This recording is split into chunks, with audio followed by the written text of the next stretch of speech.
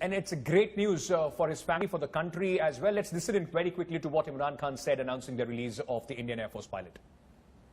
हिंदुस्तान का पायलट हमने पकड़ा हुआ है। हम एज ए पीस जेस्टर हम उसको कल रिहा करने लगे हैं हिंदुस्तान को वापस।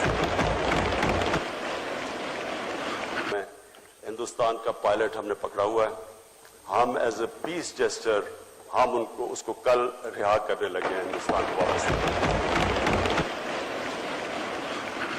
All right, so Pakistan Prime Minister Imran Khan there announcing that tomorrow Pakistan is going to release the Indian Air Force pilot in their custody.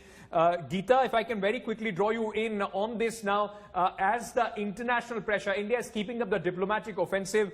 Now all eyes would be on how India reacts to this gesture by Pakistani Prime Minister Imran Khan.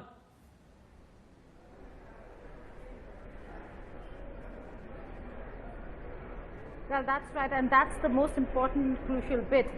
Why did Pakistan do it? There is a give and take. The give and take might not have been with India, Ankit, but the give and take has to do with the larger picture of how international community had started viewing Pakistan because of India and because of all the pressure that was mounted by India with the world community. Now, Pakistan, by promptly deciding to send the Indian pilot back, has shown not just promptness, but also some sort of diplomatic maneuverability or elbow room that Pakistan will now get on the other front, which is the most important front for India, and that's terrorism, Ankit. And that's where Pakistan would say that, well, at least we'll get time to say, well, we are acting, we are working towards it, and the international community certainly will give some space to Pakistan, even if it continues with its inaction. So look at the larger picture of why Pakistan has done this. It is not because they were to gain anything from India,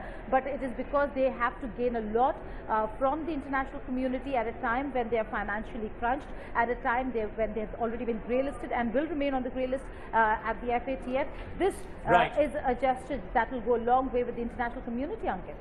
Rahul Srivastav, National Affairs Editor, India Today, also joining us at this point of time. Rahul, the big question and all eyes would be on how the government responds to this gesture by Imran Khan. Already the Ministry of External Affairs sources making it very clear this is no precondition for talks. You have to do tangible, you have to take tangible action against terror before India comes to the talking table.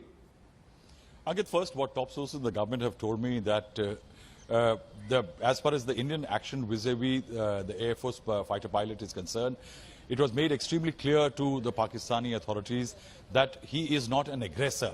It was not an act of war on part of the Indian fighter pilot. It was in the line of duty in the defense of his own country with foreign hostile aircrafts attempting to enter the Indian airspace. It was only a call of duty that he was responding to, and Pakistan has no business to hang on to the fighter pilot. And perhaps the international pressure which came about, largely what we have heard that several governments were applying pressure on Pakistan. You are absolutely right that the Indian side is extremely determined that as far as this action by Pakistan is concerned, is not a matter of condition that can be leveled for any kind of a talks.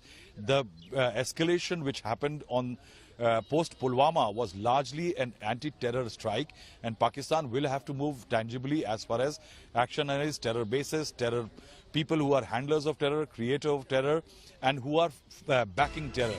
That means that the Indian side is making it very clear that the army and the ISI also have to back down as far as their support to terror is concerned.